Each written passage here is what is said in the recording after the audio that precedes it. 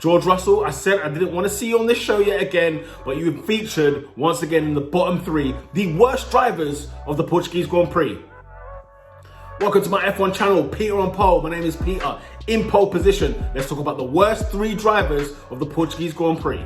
Starting in 3rd place, yes, George Russell. I mentioned him at the top of the show because, do you know what? You started P11, millimeters away from starting in the top 10. He looked very good at qualifying. I was very much impressed, and I kept an eye out for him in the race. And as I'm watching the timings go down, obviously they gave man no coverage whatsoever, but as they showed the timings on there, I thought, what is going on with George Russell? I get it. The Williams is not a McLaren. It's not a Mercedes or a Red Bull. I get all of that stuff. But what am I seeing from George Russell? Why is it constant that the race pace is consistently bad every single race? I don't get it. I genuinely don't get it.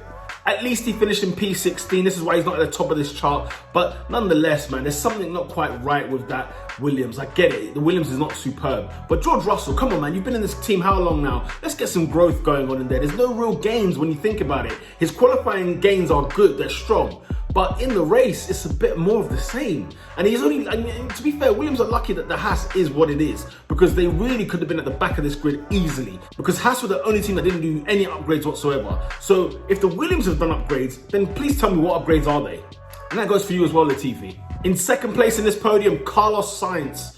Oh dear, Carlos, you haven't covered yourself in glory on social media lately. Enough said about that, the better. But look, you started strong in qualifying, starting the race in P5, but you finished out of the points in P11. Now I get it, might have been some technical difficulties and so on and so forth, but my goodness, finishing outside the points when you were in P5, and you were looking kind of good at the start of the race. So I don't know quite what happened. You seem to have the upper hand over Charles Leclerc, and for some reason Charles Leclerc was just doing bits around you. Not acceptable, Carlos. Carlos needs to find his feet very, very quickly in that Ferrari, because we know what the Ferrari are like, and Charles Leclerc's got that ironclad contract right now, one of the biggest contracts in Formula 1 history. So you know he ain't going nowhere. So Carlos, get it together, sort it out, whatever you need to do, and make sure, listen, we're heading to your town next, yeah? We're heading over to Barcelona. I know you like Madrid, but anyway, we're in Spain nonetheless, and you need to make sure you've got that car in good nick, and you need to finish strong that weekend.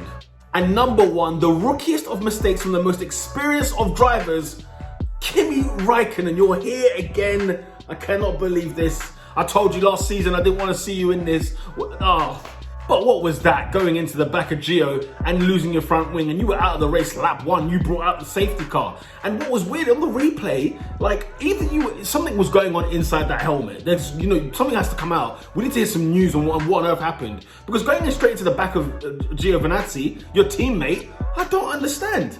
It didn't look like anything unusual was going on. Nothing seemed to warrant that accident. And he just went straight into his left rear. I'm confused. At first in the race, I thought nothing of it. I thought racing accident, it is what it is. We just move on. But then as I started to ponder and started to think of who were the worst 3 this weekend, I had to look at Mr. Kimi. And I thought, do you know what? Nah, you're in this. You, a man who is this experienced, world champion as well. No, it's not acceptable whatsoever. And you were out by lap 1. Now, I'll tell you who escaped this bottom 3. Valtteri Bottas, listen, you started strong. You had a good weekend up until you got into that race. Even when the race started, you started off nice. You were leading into the race. And when the safety car came out because of Kimi Raikkonen's mare, again, when you done the restart, I love the maneuver you were doing, and you left Lewis Hamilton and them man for dead. What the heck happened afterwards though? Why all of a sudden were you losing pace? Why all of a sudden were you losing time? Not looking after your tyres when you put fresh tyres on, and you were burning them straight away. And then I must admit, listen, the overtake that Lewis did on you, look, no one can defend that. But then again, when Lewis goes ahead, why does the gap keep extending over time? Valtteri, man, I want you to do well. I was rooting for you. We were all rooting for you. And who else has dodged it this weekend? Aston Martin. Why? Do you know what? I was surprised by Lance Stroll on the weekend. I was quite surprised. He seemed to be the better out of him and Vettel in this car. But yeah, he's had a terrible weekend. And then Sebastian Vettel, it seemed like he started off well. He got into Q3, which is like, oh my God, first time in 15 races. So, praise break. But then in the races, again, mediocre at best. And didn't finish even in the points, did he? And Alonso, people like Alonso, Danny Ricciardo, Ocon, leaving him. It's not good. It's not good, Aston Martin. You've got to sort this problem out.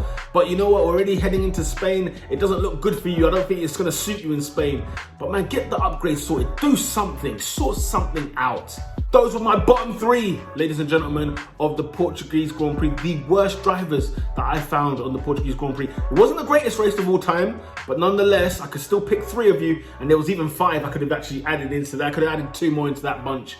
But Bottas, Aston Martin, you've escaped this weekend. I better not find you in this show yet again. Those are my bottom 3. Comment down below who your bottom 3 were. Who do you think I missed out on? Who was I too harsh on?